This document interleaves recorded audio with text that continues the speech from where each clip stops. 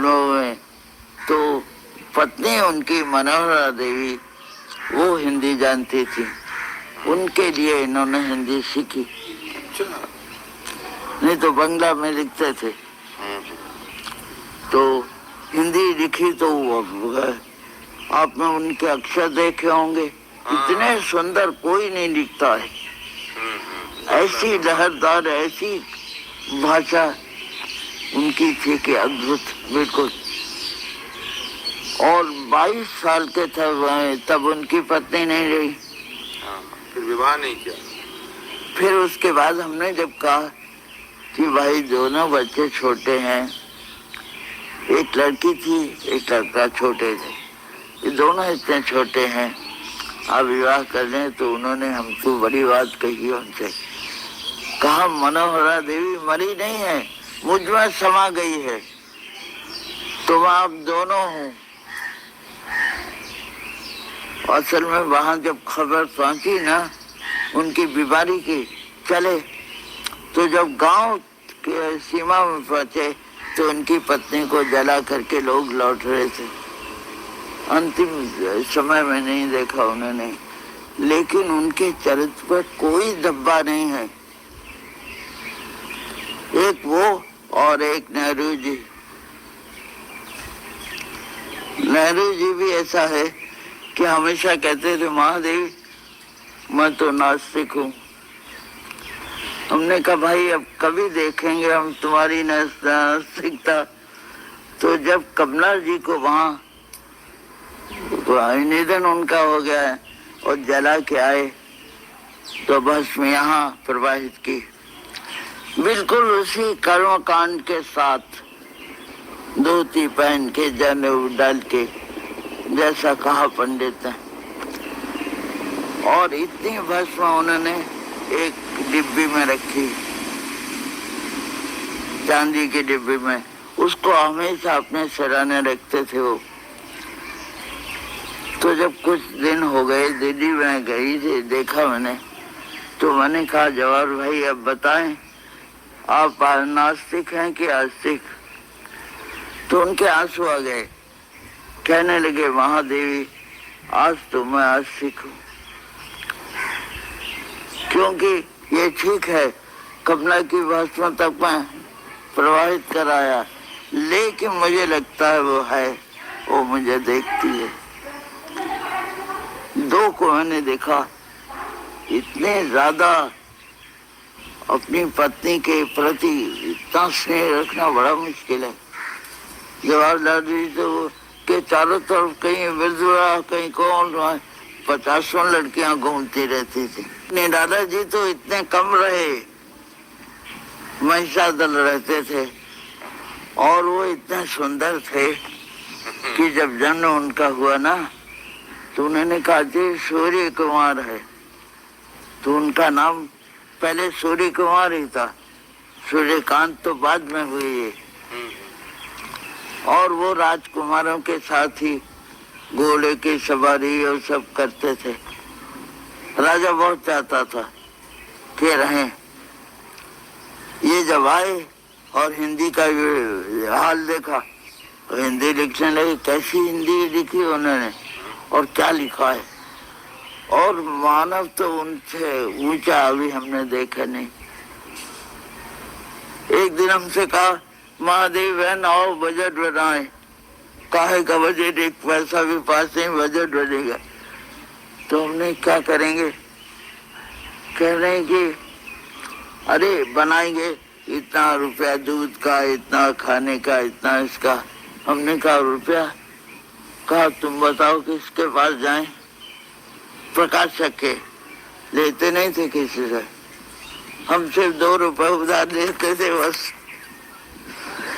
अच्छा तो हमने कहा पाठक जी के पास जाओ। वो होता ये था कि कोई विद्यार्थी आया, उसने कहा कि परीक्षा के लिए रुपया नहीं है। उन्होंने बैठे हो जो लिखा था लेके गए, कहा ये इसको 30 रुपया दे दो और ये कॉपीराइट। उन्होंने कहा लिख दीजिए, लिख दिया। इस तरह 30 में 25 में सब किताबें गई उनकी, क्या कहे जा रहे, ऐसे दानशील आदमी का सोच के एकदम दुख होता है कि युग ने उनको भी कष्ट दिया। जब आए पहले तो बापू आए थे स्वराज में, उन्हें बापू से मिलने गए तो रास्ता मालूम नहीं था। एक बकरी को टांगे में बैठा के ले जा रहे थे लोग। कहा मैं हिंदी का कवि चल रहा हूँ पैदल और बकरी जा रही, जरूर बापू की बकरी है। और बात ये थी, बकरी का दूध बापू पीते थे तो ले जा रहे थे बकरी को उस तरह। अब ये पीछे चले उसके, वहां पहुंचे तो बापू ने देखा ऊपर से नीचे तक, कहा कि ये बंगाली की तरह थे और चुनी हुई धोती पहनते थे, वैसी कुर्ता पहने और बड़े बाल। तो उन्होंने कहा आप किस प्रांत के हैं? तो ये चुप कहाँ रहते, कहने लगे बापू हम तो समझते हैं आप प्रांत नहीं मानते हैं, भारत एक है। आप मुझसे पूछते हैं मैं कहाँ का हूँ? कोई बापू से कैसे बोल सकता था, नहीं बोल सकता था। बापू ने कहा मैंने आपकी वेशभूषा देख के पूछ लिया। खैर अब वे बैठे बापू तो काट रहे थे, तो फिर थोड़ी देर में कहा आपने हिंदी लिखा है, हिंदी में कोई रविंद्र नहीं है। उन्होंने कहा लिखा, कहा आपने मेरा लिखा वच पढ़ा है क्या? आपने निराला को पढ़ा है ये कहा है? अपने लिए ऐसे बोलते जैसे दूसरा आदमी है। बापू ने कहा मैंने पढ़ा तो नहीं है, लेकिन आप अपनी किताबें महादेव भाई को भेज दीजिएगा। तो उन्होंने उठते हुए कहा कि मैं जाता तो हूँ बापू, लेकिन आपको एक कहानी सुना जाता हूँ कि एक घोड़ा मांगने गए तो उसने घोड़े वाले ने कहा घोड़ा नहीं है। घोड़ा हिनहिनाने लगा तो उसे मांगने वाले ने कहा कि घोड़ा तो हिनहा रहा है। तो उसने कहा तुम घोड़े की आवाज पहचानते हो कि मेरी? यानी मैं देना नहीं चाहता हूँ, तुम घोड़े की आवाज पहचानते हो? तो बापू मैं आपकी आवाज पहचान के आपके घोड़े की नहीं जब आपने पढ़ा कुछ नहीं है। क्या बात। तो सोचिए, वो एक उनकी कविता है, बापू ये तुम मुर्गी खाते, ये व्यंग वह हमेशा करते थे। साम्यवादी सच्चे मन से निराला हो जाए ऐसा बहुत मुश्किल है। उनके लिए साम्यवाद और कोई वाद नहीं था, मनुष्य बस मानववाद एकमात्र। जहाँ दुख में है, कष्ट में है आदमी, वो अपना सर्वस्व दे देंगे। कुछ नहीं था उनके पास, अंतिम समय में तो मैं थी। और मुझको पहले उन्होंने बताया नहीं, एक रात भर वो कष्ट में रहे, उनको हर्निया का स्ट्रैंगुलेशन हो गया। तो उसमें मरने की बात नहीं है, ऑपरेशन होता है, ठीक हो जाता है। दूसरे दिन मुझको 12 बजे बताया कि ऐसा हो गया। तब मैं यहाँ से सिविल सर्जन को, एम्बुलेंस को सब लेके गई। बड़े कष्ट में थे वो, लपेटे हुए थे और सब सेक रहे थे जैसा वो नहीं करना चाहिए। मैंने कहा मैं डॉक्टर को लाई हूँ एम्बुलेंस, आप चलें। तो हुआ ये था कि एक दिन ही अस्पताल गए, जाते थे फल वाले कुछ मिल जाए तो बीमारों को देने, तो देखा कि गरीब आदमी सब बाहर पड़े, अमीर आदमी सब हैं भीतर। तो उनके मन पर ऐसा हो गया कि अमीरों का है ये। तो उन्होंने कहा देखो, अब वो इतने कष्ट में मुझसे कहा बैठो बैठो यहाँ। देखो वो अस्पताल जितने हैं वो बड़े आदमियों के हैं, गरीबों के नहीं है, वो वहां नहीं जाऊंगा। दिन भर कष्टा, रात भर कष्टा, दूसरे दिन परिणत हुआ उनका। उस वक्त समझिए कुछ नहीं था, एक फटी चादर थी। उस वक्त मैंने कहा भाई एक अच्छी साफ चादर ही दे दो। वहां नहीं मिला, मेरा घर इतनी दूर दारागंज से, अब क्या करूं। वही छेद वाली फटी चादर ओढ़ के जमीन पर लेटे थे। आज तो रोना आ जाता है, बहुत कष्ट होता है उनको सोच के। और एक उनका टूटा वक़्त था जिसमें पैराडाइज लॉस्ट और गीता 2 किताबें थी, एक कपड़ा भी दूसरा नहीं। और उसके बाद सरकार को पता चला, अच्छा तब ये हुआ कि उनका चित्र लेना है। चित्र के संबंध में विरक्ति का मेरे भी बहुत कारण ये है।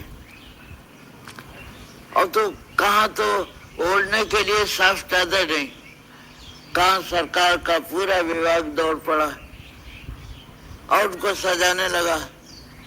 जब वो मर गए तो सजाने लगा, बताओ। फिर एक ट्रक में सजा के बैठाया उस तरह से और मार फूल, और तो हम तो बस रोने लगे। हमारी उस दिन आंसू आए, रोने था। लेकिन सोचिए आप,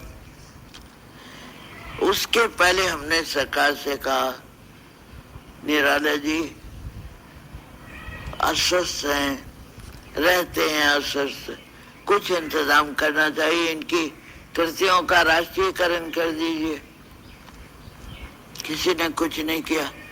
जवाहरलाल जी ने भी नहीं किया। नहीं, जवाहरलाल जी 200 भेजने लगे, तो अगर उनको मालूम हो जाता तो लेते नहीं, तो डीएम के पास जमा होता था।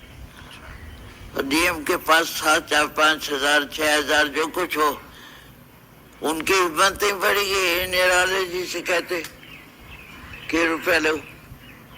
उनकी पुस्तकों से मिलता तो मिलता, बाकी दान, अरे वो आदमी जो अपना प्राण तक दे, रक्त तक दे देगा, वो क्या दान देगा? तो नहीं दान देगा। सरोज की मृत्यु ने भी काफी दुख दिया था। अंत में वो रायबरेली के अस्पताल में मरी बेचारी। फिर भी हमने जब कहा रामकृष्ण उनके लड़के तो आई हैं, तो हमने कहा देखिए आप लिख दीजिए कि आपके बाद राजटी रामकृष्ण को मिले। नाराज होकर कहने लगे, और कितनी बड़ी बात कि मेरे लिए कौन रामकृष्ण नहीं है, रामकृष्ण के लिए लिखूं तो और रामकृष्ण वो इतना बड़ा आदमी आपको कहीं नहीं मिलेगा। जवाहरलाल जी दे गए तो इंदिरा को दे गए। सभी अपने अपने बच्चों को दे जाते हैं ना, किसी न किसी संबंधी को। पंत जी कहते वो बच्ची पाली, वो लाए, वो 1 महीने की थी तब से अस्पताल से, कमला नेहरू अस्पताल से लाए और दूध की बोतल साफ करते थे। हमने कहा क्या कर रहे हैं? कहने लगे अब इसको सब संभलवा दूंगा।